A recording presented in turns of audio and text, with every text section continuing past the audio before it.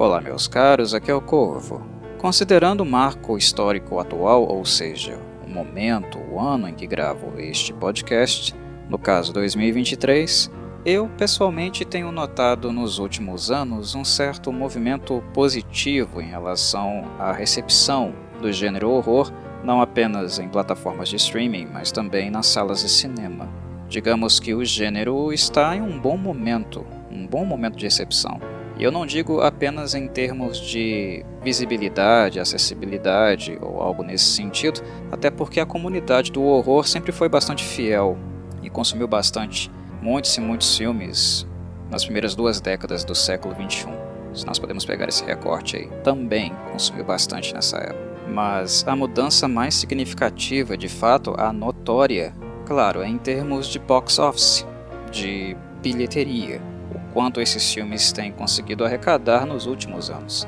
Isso sim é um fenômeno digno de nota, porque a última vez que filmes de horror, que naturalmente são filmes que pertencem, aos primos pobres do cinema da sétima arte em termos de orçamento, são muito baratinhos, muito batalhados para sair do papel, muito difíceis de serem realizados. Levando-se em consideração que esses filmes sempre foram pobres em termos de investimento, a arrecadação não era tão grande assim, talvez desde o fim da década de 70 e início dos anos 80 ali, mais ou menos. É difícil você encontrar muitos filmes de horror na década de 90 fazendo rios e rios de dinheiro. Como também foi bastante difícil encontrar exemplos, eles existem, ok, mas são raros, são exceções e não regras. Enfim, do mesmo modo, é difícil encontrar nas primeiras 2 décadas do século XXI vários exemplos recorrentes. E nos últimos anos, considerando aí talvez de 2018 ou 2019 para cá, foram vários e vários filmes de horror que agradaram bastante, e não apenas agradaram o público, mas eles fizeram muito, muito dinheiro também. E esse fenômeno é aquilo que me faz começar a introduzir de fato essa minha fala, essa minha reflexão e análise do filme australiano Talk to Me, porque é algo que me deixa bastante intrigado.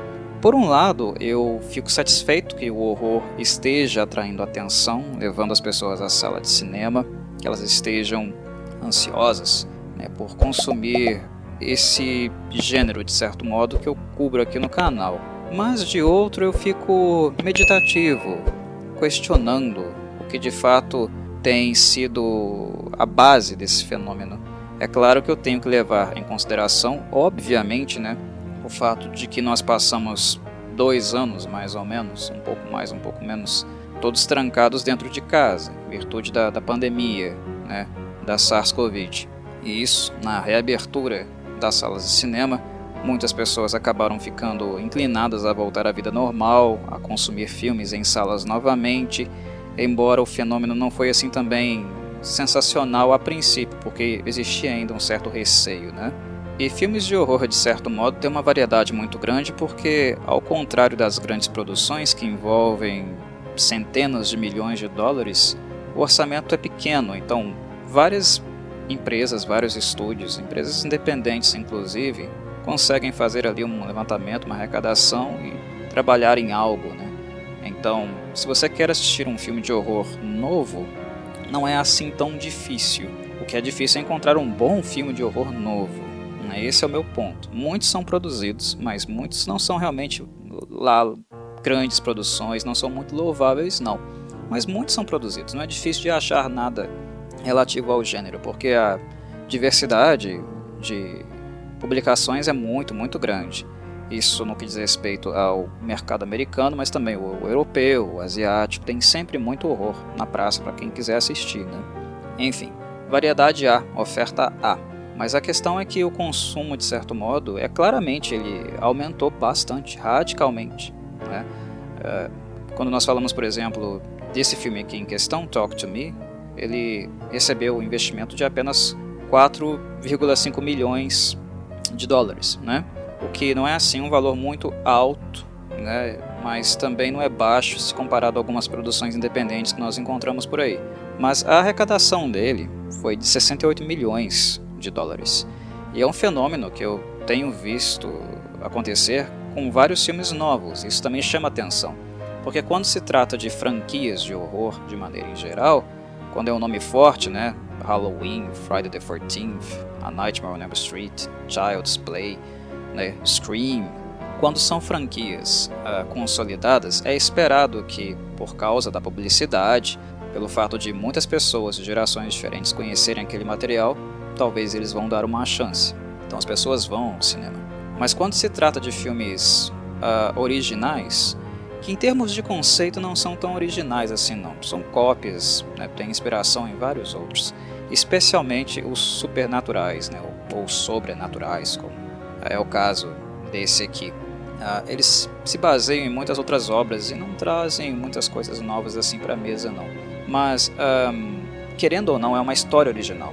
Tem conceitos já trabalhados, muitas vezes batidos, mas ainda assim é uma história original. E quando se trata de filmes como esse, é esperado que o marketing seja um pouquinho mais complicado, porque mesmo que ele seja feito, né, principalmente nas redes sociais, é importante que nós não nos esqueçamos que redes sociais, para que publicações sejam pulverizadas de fato, independente da qualidade delas, o que se faz também é investimento. É claro que anúncios, trailers, posters, né, matérias de jornal só vão aparecer e serem pulverizadas pelo algoritmo nas redes sociais se alguém ali, né, pagar por isso, alguém fizer de fato o investimento. É assim que funciona, a gente sabe que é assim que funciona. Então, ainda assim, essa pulverização nas redes sociais envolve, né, um certo desprendimento financeiro também, o que esses filmes não têm muito dinheiro para fazer, né? Não tem orçamento para fazer. Então, quando uma coisa fica viral, né, quando um filme é tão bem recebido como alguns filmes de horror têm sido nos últimos anos, é claro que a gente não pode ignorar que existiu efetivamente um fenômeno de boca a boca. As pessoas foram assistir, saíram dos cinemas, comentaram nas redes sociais e a coisa começou a se espalhar. Tem um certo envolvimento do público, aí sim, eu acho que isso é inegável. De fato, é inegável que o público ajudou a dar fama, visibilidade para esses filmes e por isso a arrecadação deles foi bem acima do esperado. E é um fenômeno interessante, né? Porque quando eu pego alguns exemplos recentes, vamos citar 3. Smile, Barbarian e esse filme aqui, Talk to Me. Quando eu observo esses filmes, eu não vejo assim uma grande produção, eu não vejo filmes extremamente inteligentes que estão reinventando a roda. Eu vejo filmes bem executados do ponto de vista técnico. Eles são filmes curtos, com um objetivo muito simples, com um desenvolvimento muito simples, que vão direto ao ponto e tentam não comprometer, tentam não inventar e não comprometer. Eu não gostei de Smile. Barbarian foi super bem aclamado, né? Eu achei um filme ok, apenas ok. Como Talk to Me, que é o caso da vez, eu também achei apenas um filme ok. Não são filmes ruins do ponto de vista técnico, né? Não são filmes inovadores, arrojados, né, com grandes ideias, mas eles são competentes naquilo que eles se propõem a fazer, e é apenas isso. O Smile eu não gostei muito não, mas o Barbarian eu não achei, né, uma nova maravilha do mundo. E a mesma coisa acontece com Talk to Me, que muitas pessoas já davam, né, como o melhor filme de horror do ano. E olha que o ano ainda não terminou, né, gente? Muitas pessoas, inclusive críticos, jornalistas, escrevem esse tipo de coisa. O melhor filme do ano, né, do horror no caso. E o ano não acabou. É um pouco leviano falar uma coisa assim, né? Porque filmes continuarão sendo publicados, não apenas na praça americana, como em outras, como eu falei. O horror sempre traz muitos títulos por ano. Então é uma coisa um pouco leviana, né, não adequada para se dizer. Se ele vai ser, eu não sei. Mas se ele for, não é assim, né, um filme também espetacular, né, que reinventou a roda ou demonstra no seu arcabouço, na sua estrutura, algum tipo de arrojo. Muito pelo contrário.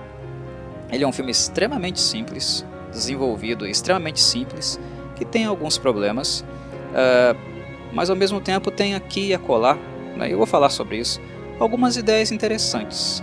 Eu acho que alguns setores do filme funcionam muito bem, especialmente os setores depois dos primeiros 40 minutos, e ele tem um desfecho muito bom também, tá? Então ele tem um filme que tem acertos, tem erros, mas não é um filme arrojado.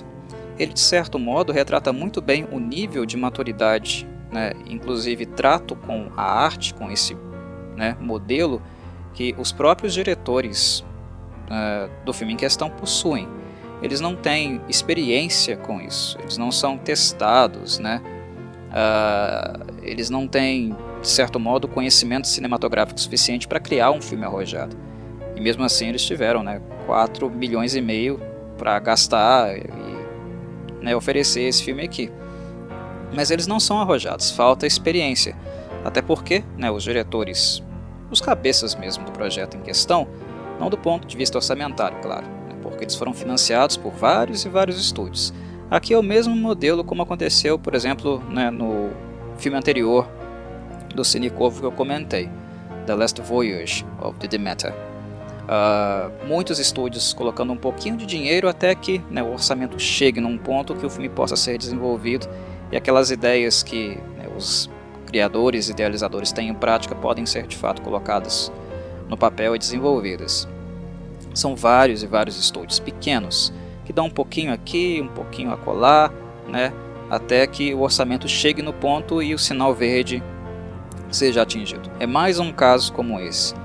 Só que os diretores, os senhores Denis e Michael Philippot, não são diretores assim experientes. Eles são conhecidos, né? Eu acho que de certo modo internacionalmente, embora eles sejam, né, australianos. O círculo aqui, as pessoas envolvidas são da praça australiana. Esse filme ele tem o DNA digital australiana no próprio arcabouço dele, mas também nos bastidores, isso também é inegável. O Danny e o Michael, eles conduzem, né, há muito tempo um canal de horror no YouTube australiano chamado Raka Raka. E o que normalmente eles fazem no canal são pequenas produções, né, de horror comedy. O horror deles tem essa pitada comédia. E não é o que acontece aqui em Talk to Me. Já esclarecendo antes que alguém pense: é um filme de comédia, né, que mistura horror e comédia. Não, não. Talk to Me é sério, tá? Embora não seja assim tão sério em termos de conceito por causa do elenco. O elenco é adolescente, é teen. Então o que nós ao mesmo tempo encontramos aqui é um teen horror, né, um horror adolescente. Um tipo de filme, inclusive, né, tipo de roupagem de horror que eu não vi há muito tempo. Normalmente nós encontramos adultos se fazendo de adolescentes, né, ou se passando, ou se comportando como adolescentes, devido a pouca maturidade, né, e fazendo besteira em filme de horror, em virtude dessa falta de maturidade e péssimas decisões. Isso é comum e é clichê. Mas aqui é horror mesmo com adolescente, tá? Tem muito adolescente aqui mesmo, espírito adolescente, comportamento adolescente. E fazia, de certo modo, um tempo bom que eu não vi um filme com essa roupagem. Não que eu goste muito, por sinal. Mas enfim, a proposta foi essa e o tom aqui é mais sério.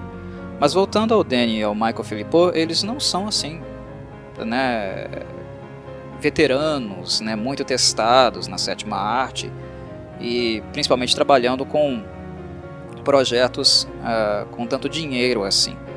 No YouTube a gente encontra muito, né, muitos artistas, muitos canais fazendo produções independentes, inclusive aquelas que eles não podem ganhar nada em cima, né? Gente fazendo homenagem com curtas a franquias como Halloween, Friday the 13th, né, Nightmare on Elm Street. E claro, não podem vender esses filmes, fazer dinheiro. E a arrecadação basicamente é feita a partir de crowdfunding, né? A galera junta, levanta o dinheiro e eles produzem, fazem esses curtas, né, esses shorts, essas homenagens aí. E tem muita gente fazendo isso, de fato. Mas o Danny e o Michael quiseram fazer uma coisa deles mesmo, né? Um conceito deles. Bom ou ruim, eles estão fazendo uma coisa nova, né? E eu prefiro muito mais, né, que os youtubers que entendem um pouquinho de cinema ou já trabalharam dentro da área ou têm formação mas não tiveram oportunidade. Eu prefiro muito que a arrecadação que eles conseguem, os investimentos e apoios, sejam para obras originais.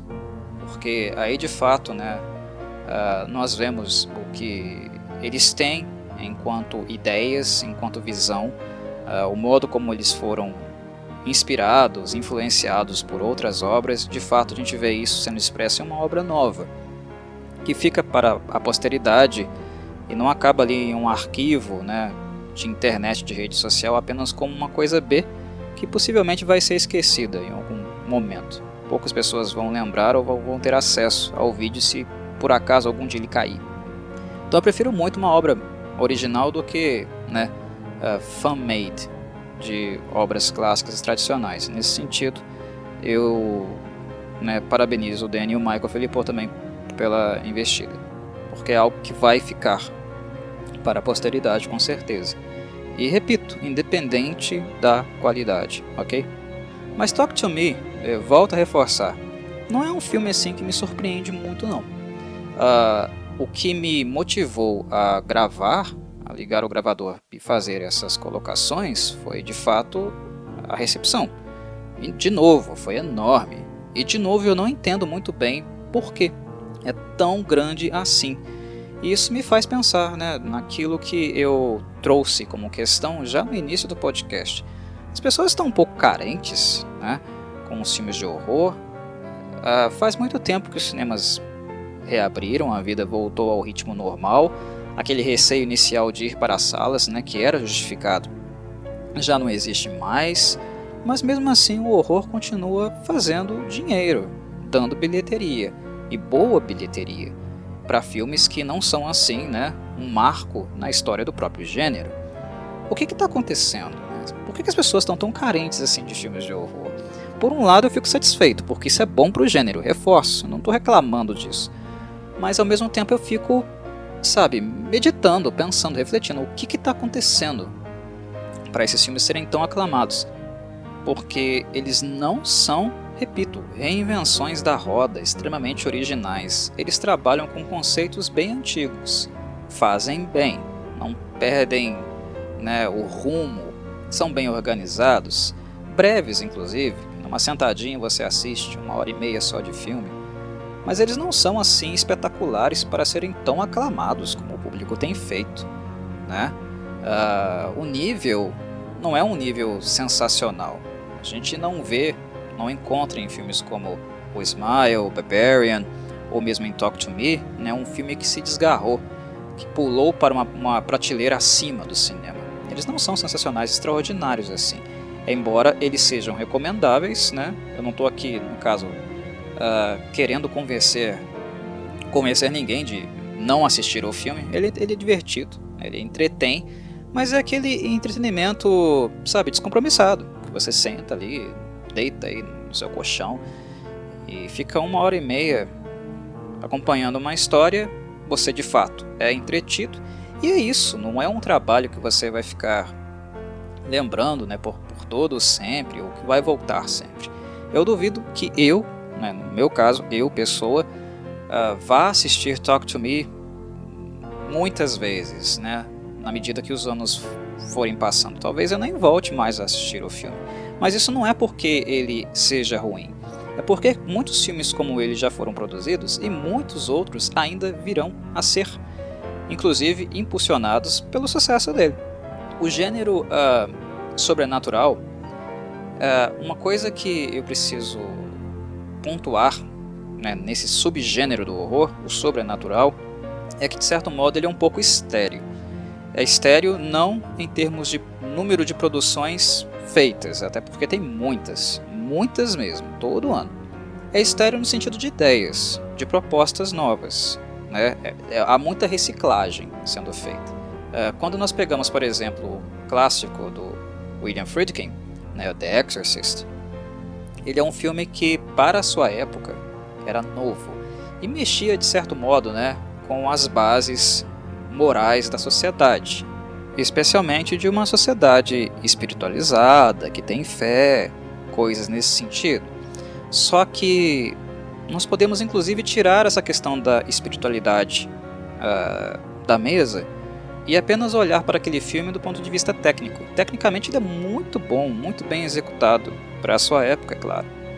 Ainda é um clássico por isso. É um filme que não é esquecido por isso e ainda é reverenciado por isso dentro desse subgênero aqui. É o karma, né? Na verdade, eu acho que karma talvez não seja a palavra mais adequada. É o estigma, né? O legado de The Exorcist, que assombra muitos e muitos filmes de horror sobrenatural. Alguns, no decorrer da história, conseguiram se distanciar enquanto forma de cinema, forma de filmar e produzir um filme, né? Coisas que a gente encontra, por exemplo, no found footage. Mas quando se trata de possessão, e não necessariamente possessão demoníaca, o modelo normalmente é um só. Talk to Me bebe dessa fonte. Só que tem uma coisinha nesse filme aqui que eu gostei, né? No momento que o Danny e o Michael fizeram, na hora, né, eu falei comigo mesmo, gostei disso aqui, é diferente. É uma proposta diferente. Isso aqui não tinha sido mostrado anteriormente, ou pensado anteriormente, ou usado dessa mesma forma anteriormente. Não em um filme como esse. Eu já vi esse fenômeno que eles colocaram aqui novo, eu vou falar dele ainda. Em filmes, por exemplo, de Dark Fantasy, né? É um outro subgênero, mas no subgênero filme sobrenatural de horror, eu não tinha visto ainda, né? Com o mesmo enfoque.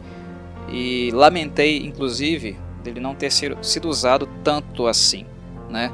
Mas a questão do mistério, o mistério do além, né? Do que está para além, é importante também, eu reconheço isso, que ele é importante também de ser feito, não ser mostrado muito, porque isso mantém aquela aura de mistério, de querer saber mais, descobrir mais.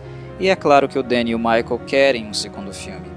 Eles esperavam que esse aqui fizesse sucesso para ter orçamento e fazer mais um. Isso vai acontecer, obviamente, é só olhar a arrecadação.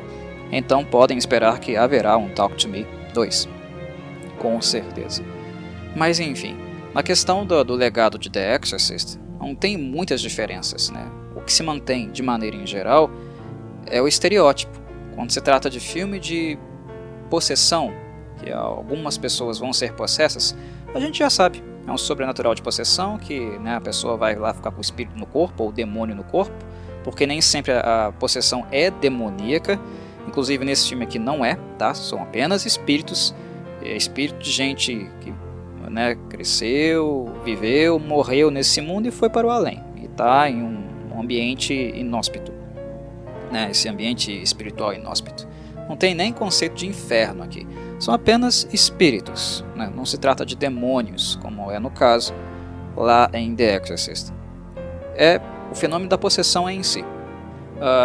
Quando se trata de filmes com essa roupagem, a gente já espera uma gama de comportamentos, sabe, comuns, né? Daquele espírito raivoso, querendo machucar uma pessoa, né? Destruindo o corpo dela enquanto ela está presa dentro desse mesmo corpo sofrendo.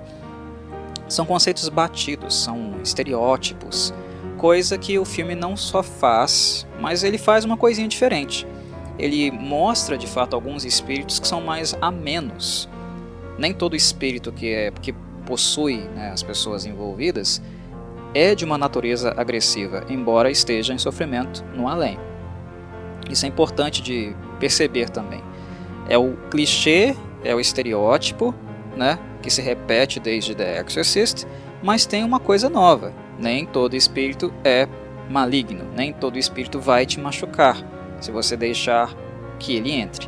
Embora a maioria, isso é um recorte muito claro aqui, vai tentar, né? Vai tentar.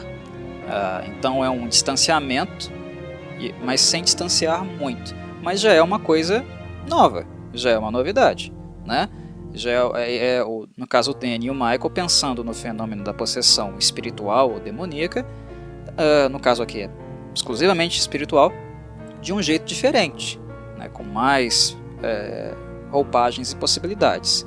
Tem uma cena do filme, por exemplo, né, que quando um dos participantes utiliza a mão, que no caso é um objeto de canalização, né, de transferência, onde o contato é de fato estabelecido. Aqui eles usam uma mão, né, parece uma mão de manequim. Manequim, essas bonecas de loja normalmente. É uma mão simples. Mas o conceito, né, o princípio é o mesmo. A origem disso, né, a inspiração disso aí é a ouija. Continua sendo aquela velha tábua imprestável. É a mesma coisa. tá? É só uma variação da tábua Ouija, como inclusive a gente viu, né, durante o nosso crescimento em escola, em grupo de crianças e adolescentes, né, no jogo do compasso, no jogo do copo, né, no jogo da caneta, formas de tentar estabelecer contato com esse suposto mundo espiritual. Isso aqui é só mais um elemento, né, só mais um objeto, porque na prática, né, o princípio é o mesmo, é a mesma coisa, é o estereótipo se repetindo. Mas em uma dessas conexões, por exemplo, que aparece não é um ser adulto atormentado que quer machucar, é uma menininha, tá? Que inclusive esse foi o ponto que eu mais gostei no filme, quando aparece uma menininha, um espírito de uma menininha, e ela fala, ela pergunta, sabe? Acho que, se eu não me engano, ela diz, né? Eu não posso dizer exatamente onde ele está, mas eu posso te mostrar. Esse foi o ponto de Talk to Me que talvez seja o único ponto que de fato eu gostei. Porque normalmente os filmes trabalham com qual direção? Os filmes de possessão. Que um espírito vem e possessa o corpo, né, de uma vítima ou de gente retardada que vai mexer com isso, tá? Levando em consideração que no caso desses filmes aqui, né, o mundo espiritual existe. Gente retardada, e aqui nesse filme está cheio delas, tá? Adolescentes. Mas o princípio normalmente é que o espírito vai tomar posse do corpo e vai destruir a pessoa ali até não poder mais, certo? Aqui em Talk to Me tem uma ideia diferente. O Danny e o Michael se propõem a fazer também, tá? O processo reverso. Não é necessário um corpo para você tomar posse. É apenas necessário um ser, físico ou espiritual.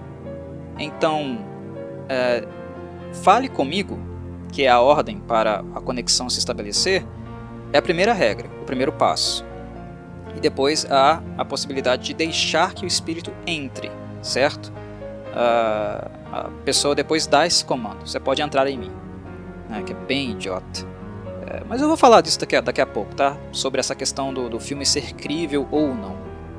Mas enfim, isso acontece quando eles estabelecem esse contato com o espírito, né, e deixam ele entrar. Só que você não precisa de corpo para poder entrar em algo. E essa, né, é a característica do filme que mais me surpreendeu. Eu não esperava por isso, porque normalmente é sempre o estereótipo, a mesma coisa. Espírito, corpo, espírito, corpo. Tem pessoa, né, corpo no espírito também. Houve um processo reverso.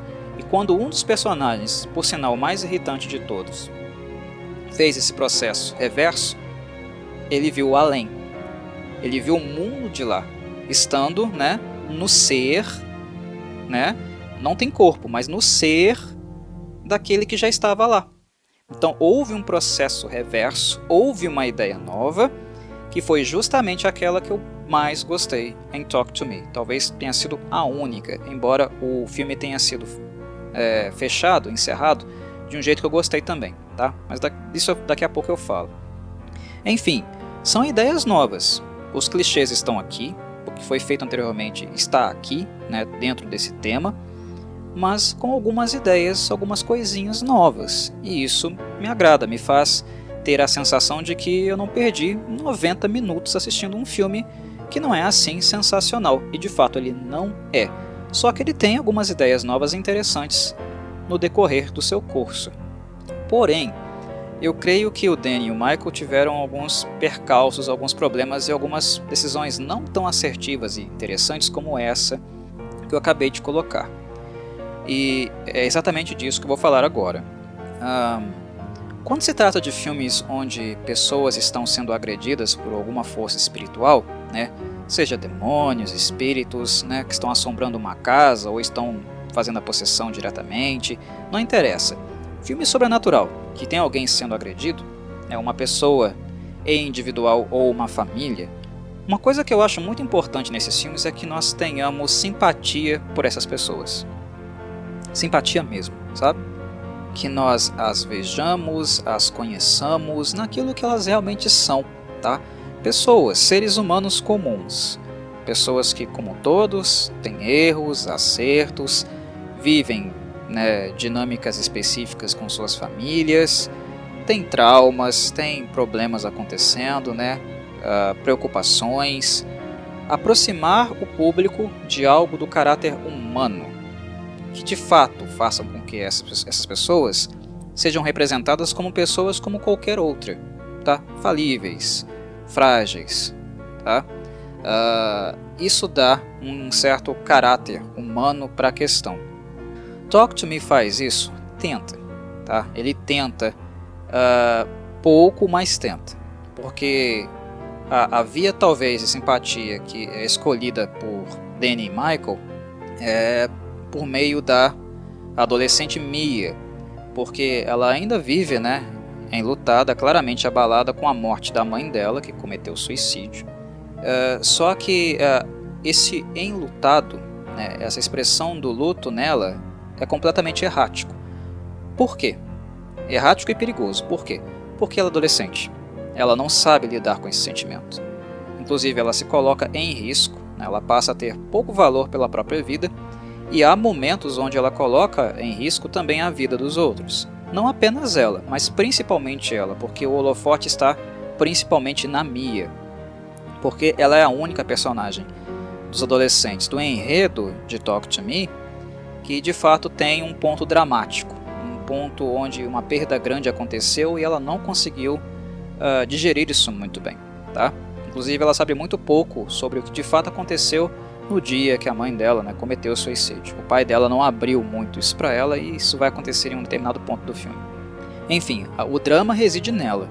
Mas o Danny e o Michael não trabalham de certo modo. Eles não mostram muito a pessoa que a Mia foi, a pessoa que ela era. O que há muito enfoque em Talk to Me é na característica mais irritante, mais não gostável, não apreciável que nós podemos ter em um adolescente, que nós podemos encontrar em um adolescente.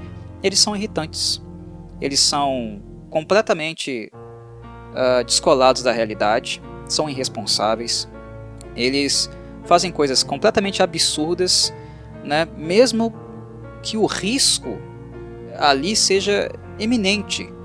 Eles lidam com algo que não conhecem com total trivialidade, com banalização. Banalizam qualquer coisa. Tornam assuntos sérios, né? E o grau de seriedade aqui é enorme, tá? Inclusive no que diz respeito a incomodar, atormentar, né, uma pessoa que já está em um estágio de tormento lá no outro mundo, né? Tudo isso é relativizado, tudo levado na brincadeira, sabe? Mas e aí alguma pessoa pode vir aqui e me questionar: ô Corvo, adolescente é assim, cara, adolescente faz isso. Eu sei, meus caros, eu sei, eu já fui adolescente na minha vida. Eu sei, não como eles eu não fui não. Tá? Mas eu já fui, já cometi vários erros, né? Como todo adolescente eu fiz coisas que não foram coisas muito responsáveis.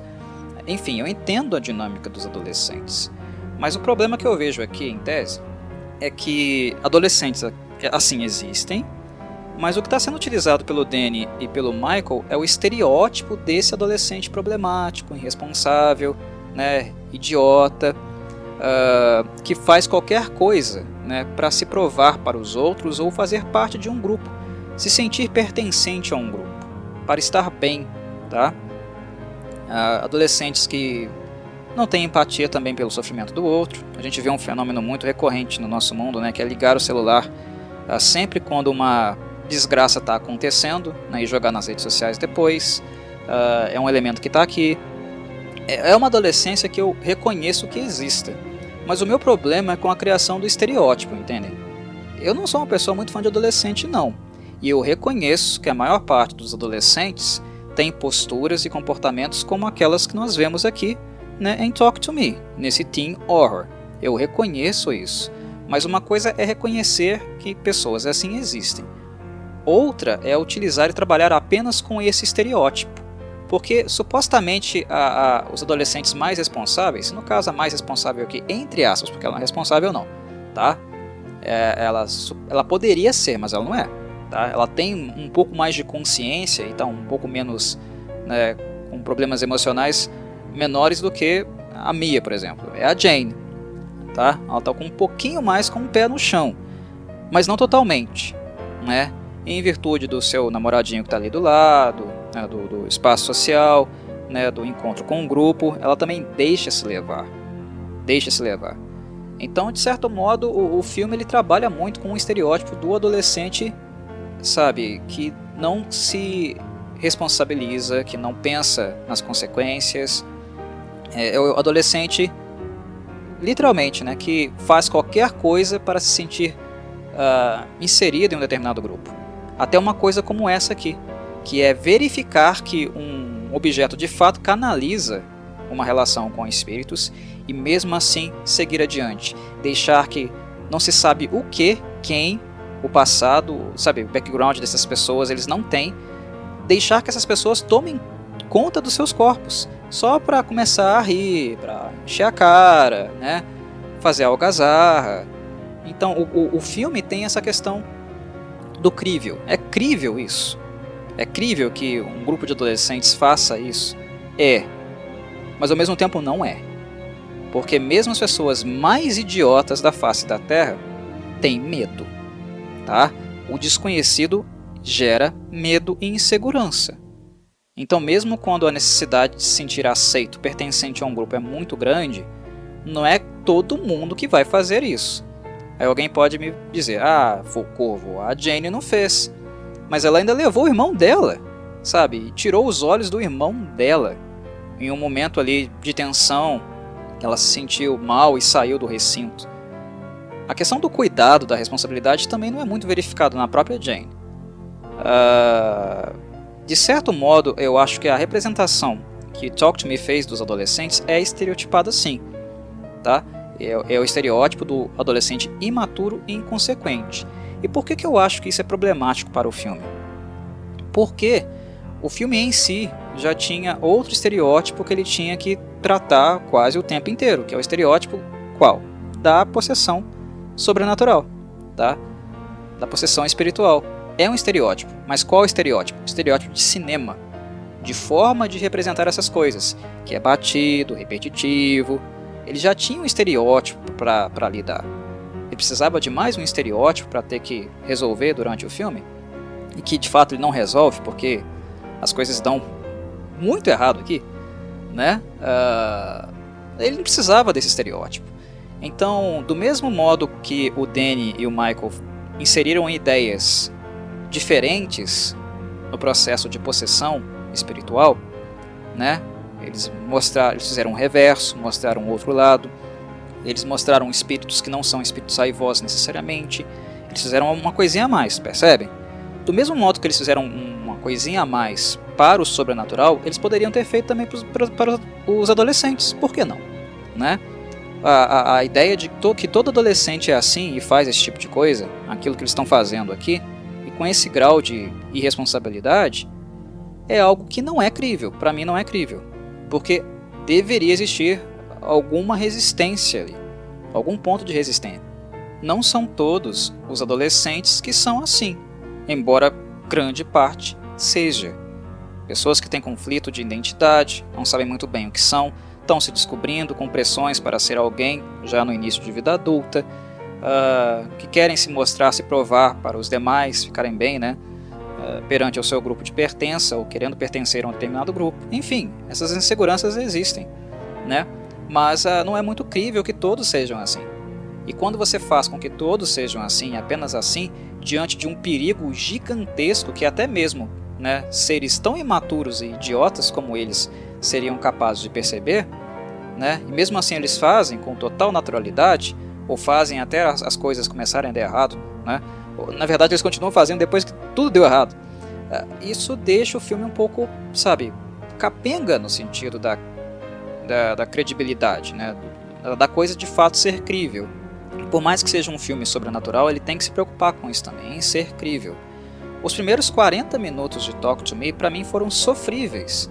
E eu me perguntava o tempo inteiro, gente, o que o pessoal viu nesse filme? Por que o pessoal está falando tão bem desse filme? Por que ele está sendo tão comentado?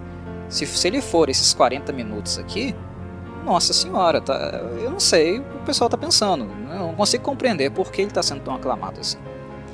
Nos 50 finais, os 40 iniciais são tenebrosas. É difícil você aguentar aquela molecada, aquela pirralhada lá, fazendo coisas que são pouco críveis até pro nível, né, de maturidade deles.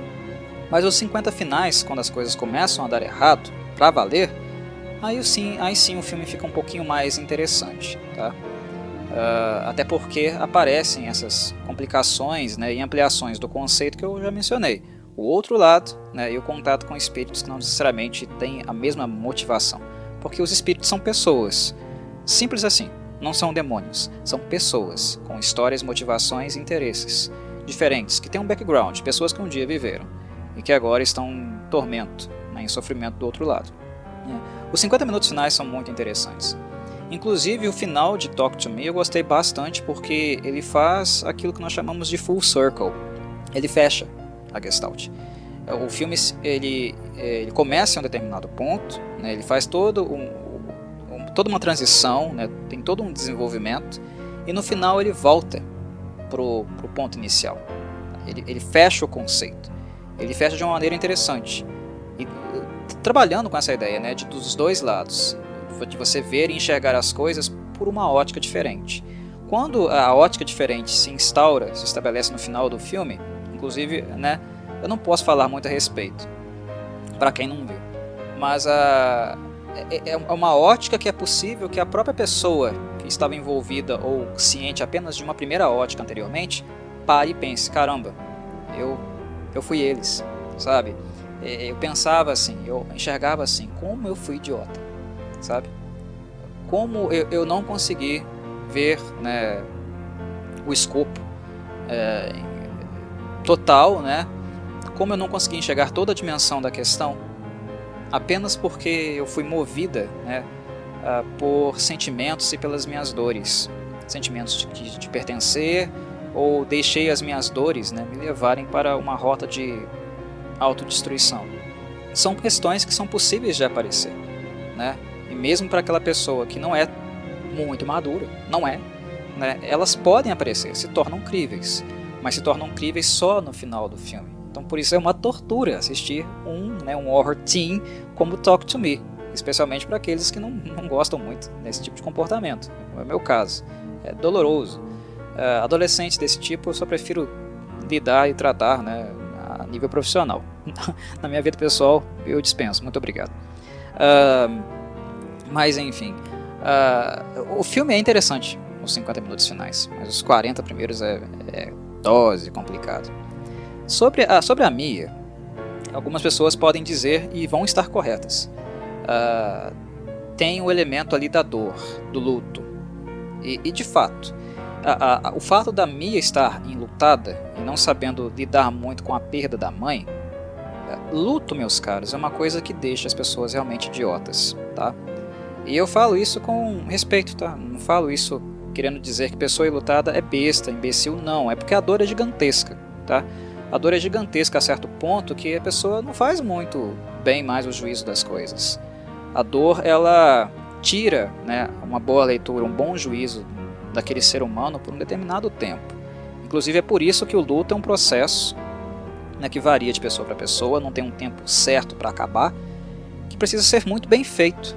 Ser muito bem feito e de alguém também que esteja de olho nessa pessoa, que ajude essa pessoa a passar por isso, não forçando ela a sair do luto, mas respeitando esse momento, estando ali para ajudar quando é necessário, quando essa avaliação e julgamento da pessoa em sofrimento não é muito claro, quando ela tende a fazer besteira e lá segurar o braço da pessoa, não vai, não faz, evitar que a pessoa de fato entre, né, num ciclo de autodestruição. O luto é uma coisa muito forte e ele impacta de fato as pessoas fortemente, a ponto de que o juízo delas não seja dos melhores. Se fosse só com a Mia, eu acho que Talk to Me teria feito um bom trabalho nesse sentido de apresentar, né, esse contato direto com os espíritos de uma maneira tão irresponsável, tão inconsequente, porque ela está enlutada, tá? E ela é besta, ela dá nos nervos, a gente fica muito irritado com a personagem várias vezes no filme. Ela não está no melhor dos seus juízos. E analisando, enxergando a questão pela via do luto, aí sim fica compreensível. O problema é que a turma inteira está envolvida no mesmo processo idiótico. E eles não estão enlutados, né? enfim, a Mia tem um motivo sério para estar ali e fazer o que ela está fazendo. Algo que justifica, talvez, por vias psicológicas, o comportamento dela, né? E porque, dentre todos eles, ela é a mais inconsequente. Ela é a mais destrutiva no sentido de não valorizar muito a própria vida dela e colocar também a vida daquelas pessoas que ela supostamente diz amar também, que são parte da família dela, embora não sejam, né? Que no caso aí é o Riley, o menino que mais sofre no filme, e a irmã dele, a Jane. Ela coloca também a vida deles em risco. Mas nela há um contexto não muito bem trabalhado, não muito bem desenvolvido, mas ele existe. Nos demais, não. E tem cenas, né, em Talk to Me que está todo mundo recebendo o espírito, ficando ali, né, 30, 60 segundos com o espírito encarnado, né, e o resto rindo, morrendo de gargalhar, né, e o pessoal com, sabe, os vasos sanguíneos na cara estourando, os olhos negros. É assim, um nível de idiotia gigantesco. E esse limite do crível está sempre em questão.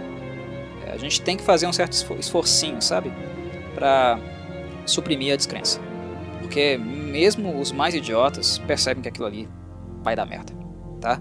E principalmente levando em consideração que nós vivemos em uma sociedade ocidental, né, que grande parte dos pertencentes a ela, das culturas, acreditam em um mundo espiritual e nos perigos desse mundo, né, a Ouija, né, ou que jogos como o jogo do copo, do compasso, né, da caneta, sejam populares e fazem parte de fato, né, do imaginário popular. É complicado, né, você acreditar que todo mundo, alguns iriam fazer, mas todo mundo fazendo é bem complicado. Tem sempre alguém com medo.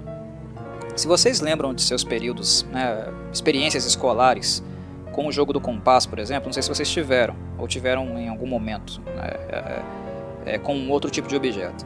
Mas enfim, na minha infância isso existia e foi feito em sala de aula, né, em espaços sociais de crianças e adolescentes.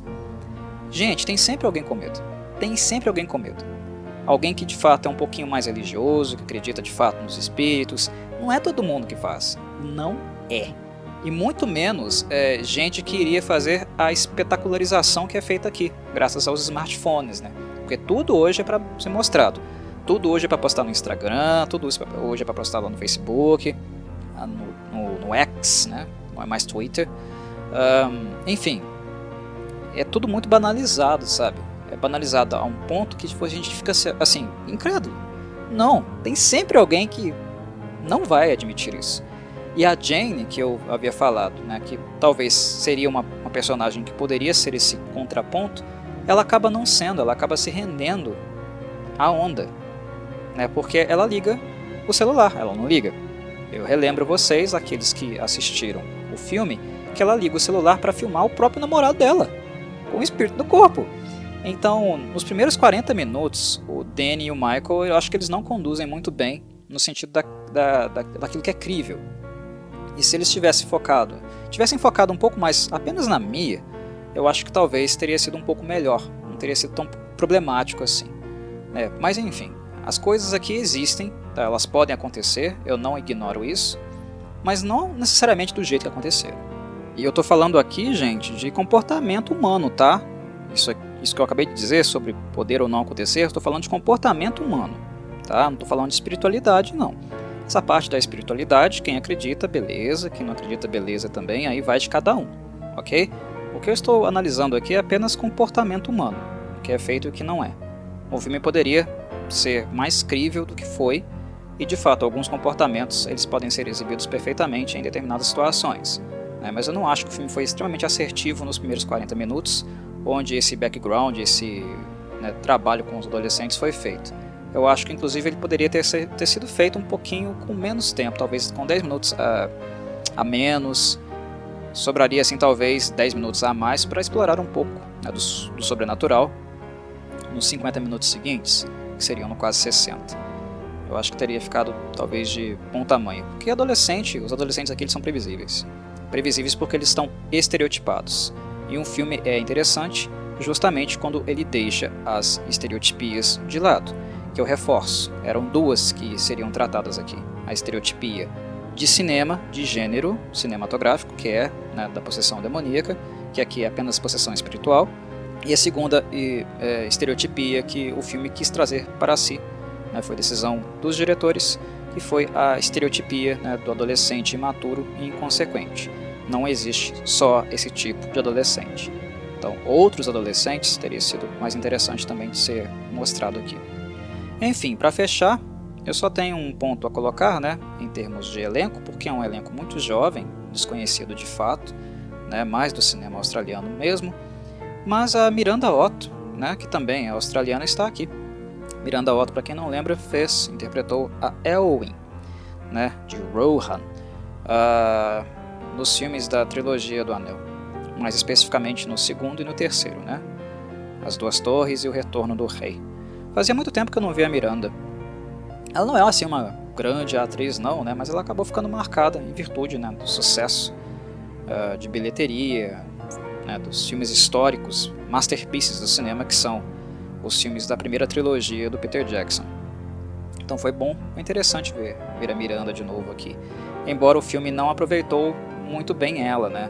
Isso também é um ponto que talvez eu teria feito diferente no lugar do Danny e do Michael, porque ela é a mãe de dois adolescentes, no caso da Riley, do Riley no caso, é o nome do menino, e da Jane, certo?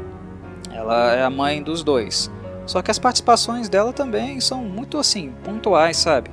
É só avisando os filhos para não fazer besteira, que ela tá de olho, que ela tá olhando, ou lá, né, um drama que não é muito bem explorado no hospital, quando um deles está em situação muito complicada, né, estado de saúde problemático, que tende a piorar em virtude do que nós descobrimos, sabemos que pode acontecer, em virtude dele estar não ali, né, mas em outro lugar, e outras entidades estarem de fato tomando posse do corpo dele.